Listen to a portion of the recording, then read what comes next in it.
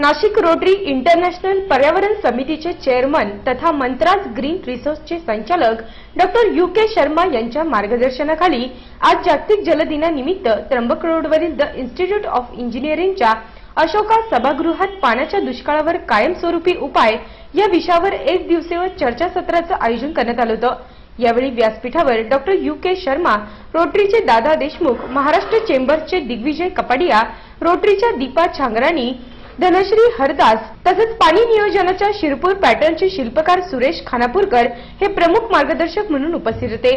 मान्यवरांच्या हस्ते दीप प्रज्वलन संपन्न झाल्यानंतर रोटरीच्या वतीने उपस्थित मान्यवरांचा पुष्पगुच्छ देऊन सत्कार करण्यात आला। चर्चासत्रामध्ये सुरेश खानापूरकर यांनी पाणी नियोजनाबाबत मार्गदर्शन केले।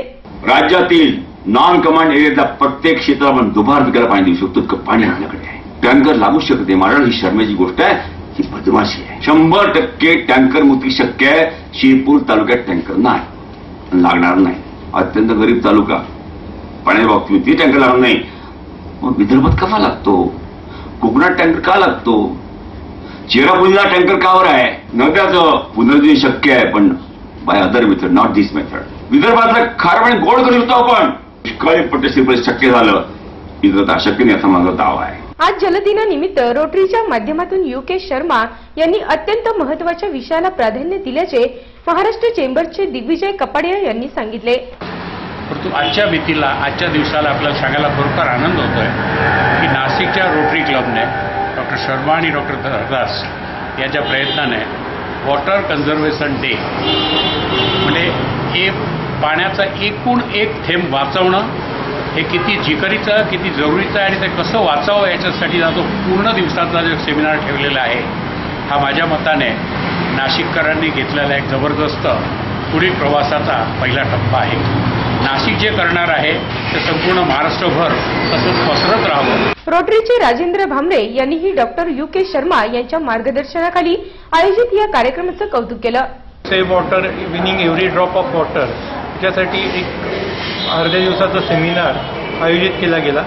ह्याच्यात अतिशय उत्कृष्टपणाने नियोजन करून पाणी, भविष्यातले पाण्याची जी आवश्यकता आहे ती कशी पूर्तता करता येईल व जे नाले किंवा नद्या ज्या आज मृत झाल्या आहेत त्यांना पुन्हा जिवंत कसं करता येईल याच्यासाठी खानापूरकर सरांनी जे मार्गदर्शन केलं ते अतिशय अभ्यासपूर्ण होतं आणि त्याचा निश्चितपणाने रोटरी भविष्यात त्याचा उपयोग करून निश्चितपणे नाशिक किंवा आजूबाजूच्या परिसरात निश्चितपणाने काही प्रयोग करेल आणि काही उपक्रम नक्की राबवेल।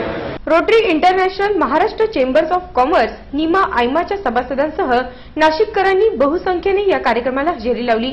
रोटरी पर्यावरण समितीचे चेअरमन डॉक्टर UK शर्मा यांनी कार्यक्रमाविषयी माहिती देऊन नाशिककरांना पाणी वाचवण्यासाठी यावेळी आवाहन केलं।